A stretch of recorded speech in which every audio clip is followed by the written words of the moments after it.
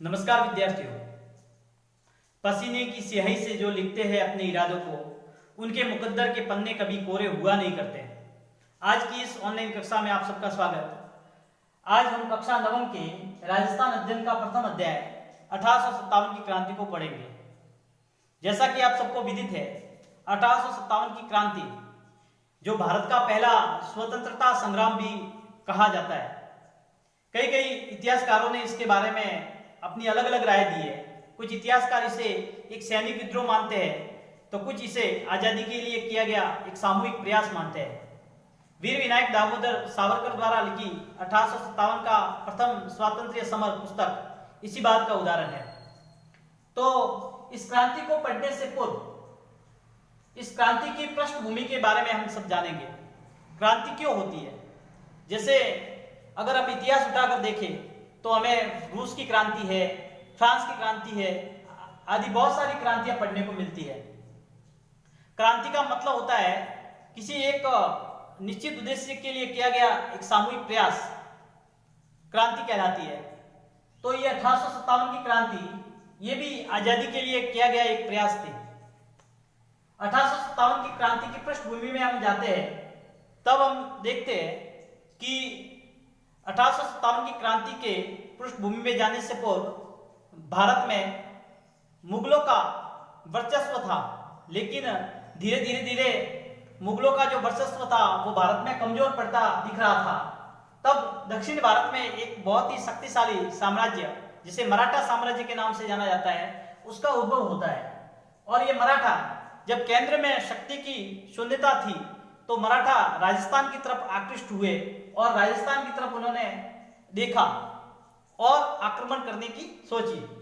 तो 1724 में मराठा आक्रमणों में तेजी आई और मराठों को राजस्थान में भी जल्द ही जल्द आमंत्रण मिल गया।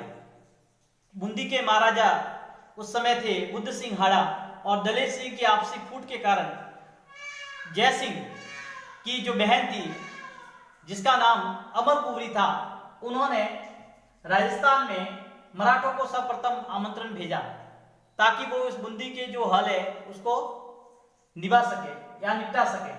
1735 में मराठों द्वारा मालवा पर अधिकार कर लिया गया और मराठों की घुसपैठ व लूट जो कोटा है, मेवाड़ है, डूंगरपुर और बांसवाड़ा, इन जो राज्य थी, ये रियासत थी, इनमें अत्यधिक भीषण रूप से हुई।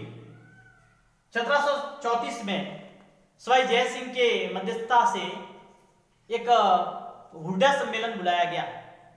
हुड्डा ये जो वर्तमान में भीलवाड़ा में स्थित है, वहां पे मेवाड़ के महाराणा जगत सिंह द्वितीय की अध्यक्षता में यह सम्मेलन हुआ।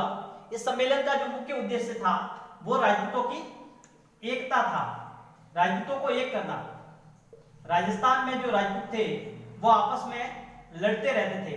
राजपूतों की एकता बनाए रखने के लिए यह सम्मेलन हुआ, जिससे राजपूत एक रहे और किसी भी संकट में आने पर या किसी संकट के आने पर एक रहे और उस संकट का सामना कर सके। ये मेवाड़ के महाराणा जगत सिंह द्वितीय की अध्यक्षता में सम्मेलन आयोजित हुआ और उन्होंने बाद में कहा कि वर्षा ऋतु में रामपुर में एकत्रित होंगे और इस सम्मेलन की जो क्रियान्विति है उसको पूर्ण रूप से करेंगे। उस समय राजस्थान में जो रियासती शासक थे, जिसमें कोटा के राम सिंह द्वितीय, जोधपुर के तख्त सिंह, भरतपुर के जसवंत सिंह, उदयपुर के स्वरूप सिंह, जयपुर के राम सिंह द्वितीय, ये जयपुर की जो आप आर्किटेक्ट देखते हैं और जयपुर में ये जो कलर की करवाया गया है, रंग करवाया गया है, और भी अन्य बहुत सारे भवन हैं, इनमें राम सिंह का एक बहुत बड़ा योगदान है। सिरोही के शिव सिंह थे और करौली के मदन पाल थे। इस प्रकार से ये रियासत थी। 19वीं शताब्दी के प्रारंभ में राजस्थान में 20 रियासतें थी। इनमें से मुस्लिम रियासतें भी थी, 2 जाट रियासतें भी थी, और यहाँ पे जो शासक थे वो आपस में लड़ते झगड़ते रहते थे। इसका नाजायज फायदा उठाया मराठों ने और मराठों ने राजस्थान पे आक्रमण कर उनको लूटना खसुटना शुरू कर दिया। अब एक तरफ तो जो राजपूत राजा थे वो पहले से ही अंग्रेजों से त्रस्त थे और अंत में मराठों के कारण भी, आक्रमण के कारण उनकी आर्थिक स्थिति बहुत ही दयनीय होगी। इस स्थिति से बचने के लिए सभी राजाओं ने अंग्रेजों के साथ एक संधि करने की सोची उन संधियों को ही हम इतिहास में सहायक संधियों के नाम से जानते हैं। इन सहायक संधियों के द्वारा मराठों के विरुद्ध अंग्रेजों की मदद मांगने के लिए इन्होंने ये सहायक संधियां की थी। इन सहायक संधियों के शर्तें क्या की थी? तो जितने भी रियासतें थी, इन रियासतों को अंग्रेज थे वो एक सेना उपलब्ध करवाएंगे जो मराठों के आक्रमण के समय उनकी रक्षा करेंगे, और इसके बदले में जो राजपूत राजा है उनको अंग्रेजों को खिराज और विभिन्न प्रकार की जो राशियां है वो देनी पड़ेगी, और जो अंग्रेज है उसके लिए सेना के लिए और नियंत्रण के लिए राजस्थान में एजीजी का एक प्रकार से एजीजी का नियुक्ति करेंगे। AGG agent to governor general. भारत में उस समय एक गवर्नर जनरल होता था और उसके जो प्रतिनिधि होते थे, रिप्रेजेंटेटिव होते थे, जिनको एजेंट टू गवर्नर जनरल कहा जाता था। तो अगर प्रत्येक रियासत में इस एजेंट टू गवर्नर जनरल बैठाया जाएगा। हमारा जो एजीजी था उस समय पैट्रिक लॉरेंस, वो राजस्थान का एजीजी था। पहला था वो लॉकेट था जो एजीजी था राजस्थान का, लेकिन 1857 की क्रांति के समय जो एजीजी था वो पैट्रिक लॉरेंस था।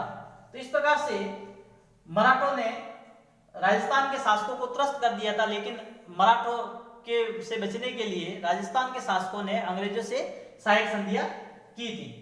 इस प्रकार से कुछ और संधियां भी होती है। 1738 में धुरा सहायक संधि, जिसमें मराठों को मालवा की सूबेदारी और 50 लाख रुपए मिलते हैं। तुंगा के युद्ध में मराठे हैं वो परास्त हो जाते हैं। कुल मिलाकर 1791 तक मराठों का वर्चस्व रहा, लेकिन उसके बाद में मराठों की शक्ति क्षीण होने लगी। अब मराठों से तो जो राजपूत शासक थे वो बच गए थे, लेकिन अंग्रेजों ने धीरे धीरे राजपूत शासकों के ऊपर अपना नियंत्रण करना शुरू कर दिया, अपना प्रभुत्व जमाना शुरू कर दिया।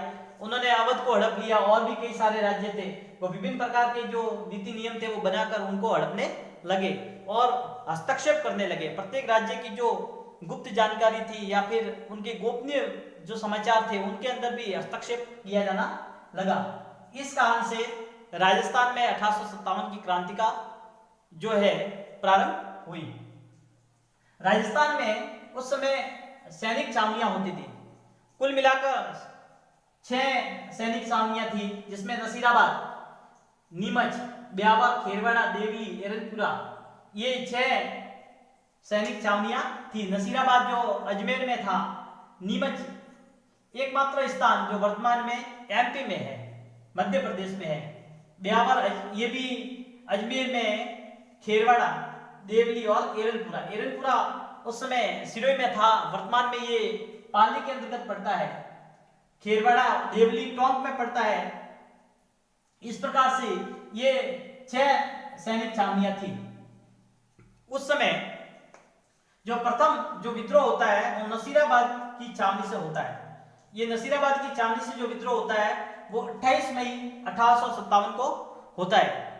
तो कह सकते हैं कि राजस्थान में जो ये विद्रोह हुआ था वो सैनिक छावनियों के माध्यम से हुआ था। उस समय राजस्थान में 1832 में राजपूताना रेजिडेंसी है उसको बनाया गया था। राजपूताना रेजिडेंसी इसलिए बनाई गई थी कि वो राजस्थान के शासकों पर अपना नियंत्रण रख सके। तो राजस्थान में यहाँ के राजा ही शासन करते थे, उन पे नियंत्रण रखने के लिए राजपूताना जो रेजिडेंसी थी उसको नियुक्त किया गया था। तो राजस्थान का प्रथम एजीजी था वो मेजर लॉकेट था, और जॉर्ज पैट्रिक लॉरेंस था वो राजस्थान का 1857 की क्रांति के समय था एजीजी था। अब राजपूताना रेजिडेंसी है वो राजपूतों के शासक थे या राजपूताना के जो शासक थे उनके ऊपर नियंत्रण करने का कार्य करते थे। इस समय अंग्रेज थे वो गर्मी सहन नहीं कर पाते थे, इसलिए इनके जो मुख्यालय थे वो 2 जगह रखे गए थे। एक था शीतकालीन मुख्यालय, और शीतकालीन मुख्यालय था वो तो यहाँ पे अजमेर में ही था, और अजमेर था वो मेन अंग्रेजों का सेंट्रल यानी केंद्र बिंदु था, और जो ग्रीष्मकालीन थी वो माउंट आबू थे। यानी 6 महीने जो एजीजी था वो माउंट आबू बैठता था, और 6 महीने एजीजी है वो अजमेर बैठता था। कहते हैं कि जब भारत में 1857 की क्रांति प्रारंभ हुई, उस समय पैट्रिक लॉरेंस था, वो माउंट आबू में था। इसी प्रकार से शेखावटी ब्रिगेड और भी अन्य सारे कई सारे थे जोधपुर डिवीजन, जिन्होंने भी 1857 की क्रांति के अंदर भाग लिया और मदद की, क्रांतिकारियों की मदद की। अब हम इस क्रांति में आगे पढ़ेंगे नसीराबाद में विद्रोह, नसीराबाद की क्रांति, नसीराबाद जो अजमेर में है। नसीराबाद में विद्रोह का कारण क्या था? कहते हैं कि नसीराबाद में जो क्रांतिकारियों का नेतृत्व किया वो एक क्रांतिकारी था जिसका नाम था बख्तावर सिंह। बख्तावर सिंह ने क्रांतिकारियों का नेतृत्व किया। यह विद्रोह 28 मई 1857 को नसीराबाद में हुआ था। तो अब इसके पीछे की कहानी क्या है, इसको हम जानेंगे। तो हम सब जानते हैं कि जो भारत है उसमें 1857 की क्रांति का सूत्रपात हुआ था, वो मेरठ से हुआ था। लेकिन जो सैनिक विद्रोह हुआ था वह बैरकपुर, अर्थात पश्चिम बंगाल के अंदर एक स्थान है बैरकपुर, वहां की एक छावनी है 34वीं नेटिव इन्फेंट्री, वहां के एक सैनिक मंगल पांडे द्वारा जो चर्बी वाले कारतूस है उनको दांतों से काटने के लिए मना कर दिया था, जिस कारण से यह विद्रोह हुआ था। अब अंग्रेजों ने इस विद्रोह को दबाने के लिए, मंगल पांडे को तो 8 अप्रैल 1857 को फांसी दे दी गई थी। उसके पश्चात उस टुकड़ी को, जो बंगाल की अंतर्गत 34वीं इन्फेंट्री की टुकड़ी थी, उसके सैनिक थे, वो सैनिक नसीराबाद के अंदर भेज दिए। और नसीराबाद में अजमेर के अंदर तारागढ़ एक और दुर्ग है, वहां पे इन जो सैनिक थे इनका डेरा डाला गया। अब अंग्रेजों के जो जितने भी हथियार होते थे वो सब अजमेर के अंदर दुर्ग है, अजमेर दुर्ग, जिसको तारागढ़ या गढ़ बिजली कहा जाता है, तो अजमेर दुर्ग के अंदर ही रखे जाते थे। इसलिए इस दुर्ग को मैगजीन फोर्ट के नाम से भी जाना जाता है। मैगजीन का अर्थ होता है अस्त्र शस्त्र, अर्थात अंग्रेज जितने भी अपने हथियार थे वो यहीं पे रखते थे। अंग्रेजों ने यहाँ सेना तो भेज दी, लेकिन उसके पश्चात उनको लगा कि कहीं अगर ये शस्त्रागार लूट लिया गया तो हमारे लिए बहुत बड़ी दिक्कत हो सकती है। इसलिए अंग्रेजों ने इन सैनिक छावनियों को वहां से हटाकर तारागढ़ दुर्ग में जो शिविर लगा था उस शिविर को कैंसिल कर इन दोनों टुकड़ियों को नसीराबाद भेज दिया। जो सैनिक थे इनको नसीराबाद भेज दिया। इस प्रकार से सैनिकों के मन में ऐसा लगा कि अंग्रेजों को हमारे ऊपर विश्वास नहीं है और इनकी एक प्रकार से किलेबंदी कर दी। नसीराबाद के अंदर भी भेजने के बाद में भी इनको खुला नहीं छोड़ा गया और इनकी निगरानी के लिए एक और सैनिक दस्ता रख दिया गया जो उनकी 24 घंटे निगरानी रखता था। इस प्रकार से सैनिकों के मन में असंतोष हो गया कि अंग्रेजों को हमारी वफादारी पे शक है। इस कारण से सैनिकों ने विद्रोह कर दिया। यहाँ के सैनिकों ने नेतृत्व जो किया था वो बख्तावर सिंह की नेतृत्व में यहाँ की जो सैनिक छावनी थी इसको लूट लिया, यहाँ के खजाने को लूट लिया और सब दिल्ली की तरफ रवाना हो गए। इन्होंने वहां के जो दो अंग्रेज अधिकारी थे जिनका नाम था स्पॉट्सवुड और न्यूबारी, इनकी हत्या कर दी थी। और जब जो भारतीय सेना है मेवाड़ की सेना की सहायता से वाल्टर व हिथकॉट ने इस सेना का पीछा किया था।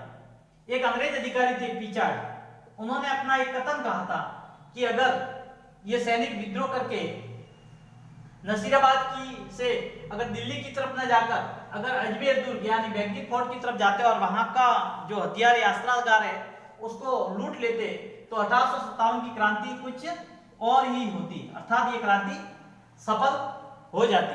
तो इस प्रकार से 1857 की क्रांति में जो राजस्थान में पहला विद्रोह हुआ वो नसीराबाद की छावनी से हुआ। तो प्रिसाइड ने ये कहा था कि 1857 की क्रांति का अगर जो सैनिकों द्वारा लिया गया निर्णय अगर सही होता और वो सीधे दिल्ली की तरफ कुछ न करके अजमेर आ जाते और शस्त्रागार को लूट लेते तो इस विद्रोह की कहानी कुछ दूसरी ही होती। इसके पश्चात जो दूसरा विद्रोह हुआ था वो नीमच में हुआ था। नीमच जो वर्तमान में एमपी के अंतर्गत है। पहले ये राजस्थान के अंदर ही पड़ता था, वर्तमान में ये एमपी के अंदर है। और ये हुआ था 3 जून 1857। तो नीमच में जो विद्रोह हुआ था वो 3 जून 1857 को हुआ था। और जो यहाँ की जो सैनिक टुकड़ी थी, जो तो वो सैनिक टुकड़ी थी कोटा लीजियन की, अर्थात यहाँ पे जो कोटा लीजियन थी उसकी ही सैनिक छावनी थी, अर्थात कोटा लीजियन के यहाँ पे सैनिक थे। अब आपकी जानकारी के लिए भी बताना होगा कि ये नेटिव इन्फेंट्री होती क्या है। नेटिव इन्फेंट्री सेना में आता है 34वीं। यहाँ पे जैसे नसीराबाद का जो विद्रोह हुआ तो यहाँ पे जो 15वीं नेटिव इन्फेंट्री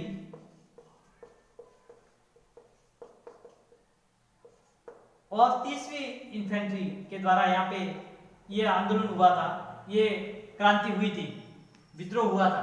तो नेटिव का मतलब होता है पैदल चलने वाली, इन्फेंट्री का मतलब हमेशा आगे रहने वाली, यानी जिसको हम हिंदी में कह सकते हैं हरावल दस्ता। युद्ध भूमि में हरावल दस्ता जो हमेशा सेना में युद्ध लड़ते समय आगे रहता था तो उसको इन्फेंट्री कहा जाता है। और पैदल चलने वाले सैनिक होते हैं उनको नेटिव कहा जाता है। और विद्रोह का कारण क्या था?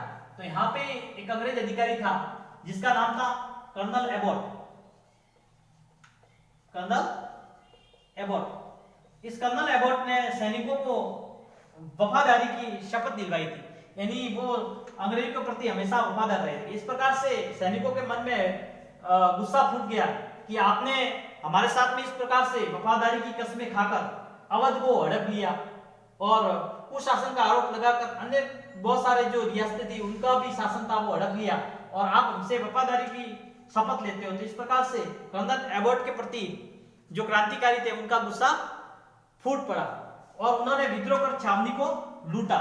छावनी को लूटकर नीमच का प्रशासन, मेवाड़ का जो पीए था उस समय चावर्स, उसके हाथों में एबॉट था, उसकी हत्या कर दी गई क्रांतिकारियों द्वारा। एबॉट था, उसकी हत्या कर दी गई। 40 अंग्रेज अधिकारी यहां से भाग गए। यहाँ पे उस समय 40 अंग्रेज अधिकारी थे, वो थे और डुंगला गांव गए। ये डुंगला गांव है वो नीमच के पास में राजसमंद डिस्ट्रिक्ट है, वहां पे ये नीमला गांव है। और राजसमंद के अंदर डुंगला गांव के अंदर एक किसान था जिसका नाम था रुगाराम। रुगाराम ने इन अंग्रेज अधिकारियों को शरण दी अपने यहाँ पे। डुंगला चित्तौड़ में पड़ता है ये गांव, चित्तौड़ राजसमंद यहाँ पे पड़ता है। और यहाँ के रुगाराम ने उनकी मदद की। किसान ने अपने यहाँ पे उनको रखा, अंग्रेज अधिकारियों उनकी पत्नियों को रखा।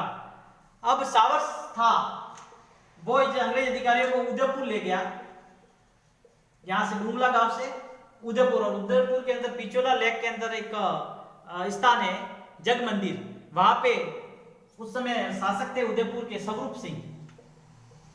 उन्होंने इन अंग्रेज अधिकारियों की रक्षा की और अपने यहाँ पे इनको ठहराया। तो इस प्रकार से ये नीमच विद्रोह था। ये पे भी अंग्रेज ये सैनिक थे वो वहां पे ठहर के भाग गए, इस कारण से ये विद्रोह भी दबा दिया गया। तो इस प्रकार से 1857 की क्रांति में हमने नसीराबाद और नीमच के विद्रोह के बारे में पढ़ा। अगले भाग में हम